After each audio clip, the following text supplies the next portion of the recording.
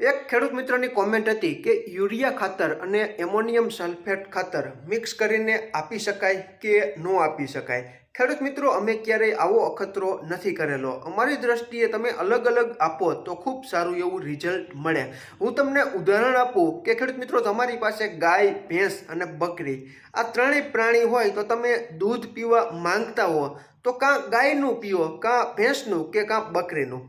એક સાથે ત્રણેયનું દૂધ તમે પી નથી શકતા। તેવી જ રીતે છોડ છે, એક કરતાં વધારે ખાતરો તમે મિક્સ કરીને આપેલા હોય તો ઘણી વખત રાસાયણિક પ્રક્રિયાઓ થતી હોય છે। તેને ધ્યાનમાં રાખીને છોડમાં પણ આવું જોવા મળતું હોય છે, તે ગ્રહણ ન કરી શકે, કારણ કે અમુક કેમિકલ છે તે અંદરો અંદર ઝઘડતા હોય છે, બાજતા હોય છે। એટલા માટે બંને પોષક તત્વો ઘણી વખત નિષ્ક્રિય થઈ જતા હોય છે।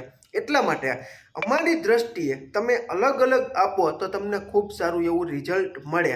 કારણ કે આપણે ચા બનાવવી હોય તો ખેડૂત મિત્રો, આપણે ખાંડ છે, મોરસ છે તે જ નાખવી પડે છે।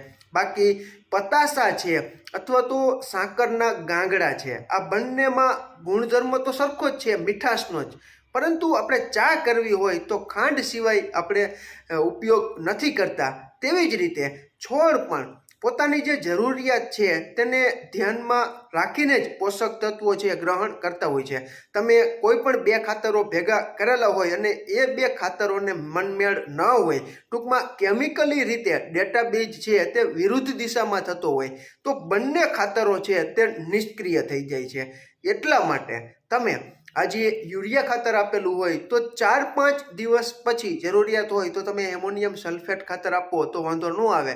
બાકી ઘણી વખત આવું કેમિકલની રીતે આવું બનતું હોય છે કે 2-3 વસ્તુઓ તમે ભેગા કરવા જાઓ તો એક આઈટમને તેની સાથે યોગ્ય અનુકૂળ કેમિકલને ન આવે તો બંને પોષક તત્વો છે તે ના કહેવાય ને કે મૃતપાય થઈ જતા હોય છે, મરી જતા હોય છે।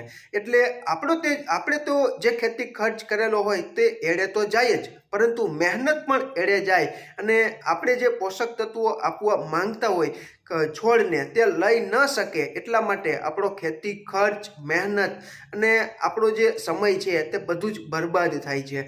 એટલા માટે તમે ખેડૂત મિત્રો ખાતરો હંમેશા સિંગલ આપો। આજે યુરિયા ખાતર આપી દીધું હોય તો અઠવાડિયા પછી એમોનિયમ સલ્ફેટ ખાતર આપો। આવી રીતે તમે સાયકલ કરી નાખો તો તમે જે ખેતી ખર્ચ કરેલો હોય તેનું પૂરેપૂરું વળતર તમે મેળવી શકો અને છોડ પણ ખૂબ સારી રીતે આપણે આપેલા પોષક તત્વો છે તે લઈ શકે। ખેડૂત મિત્રો, આમાં ક્યાંય ભૂલ હોય અને તમે અમારાથી વિશેષ જાણતા હો અને મિક્સ કરેલું હોય તો કોમેન્ટમાં ચોક્કસ જણાવો, જેથી કરીને આપણા ખેડૂત મિત્રોને માહિતી છે તે જાણવા મળી શકે કે આ ખાતરો મિક્સ કરે છે તો પાણી વળવા માંડે છે અથવા તો કહેવાય ને કે ગઠ્ઠા થઈ જાય છે, શું થાય છે। કોઈ ખેડૂત મિત્રોએ એમોનિયમ સલ્ફેટ અને યુરિયા ખાતર મિક્સ કરેલું હોય તો કોમેન્ટમાં જણાવજો। અમે ક્યારેય નથી કરેલું એટલે અમે તમને માહિતી નથી આપી શકતા। ફરી જ મળશું નવી જ માહિતી લઈને નવા જ આવનારા વિડીયોમાં। ત્યાં સુધી આપ જોડાયેલા રહો, માહિતગાર બનો, આગળ વધો। આભાર ખેડૂત મિત્રો।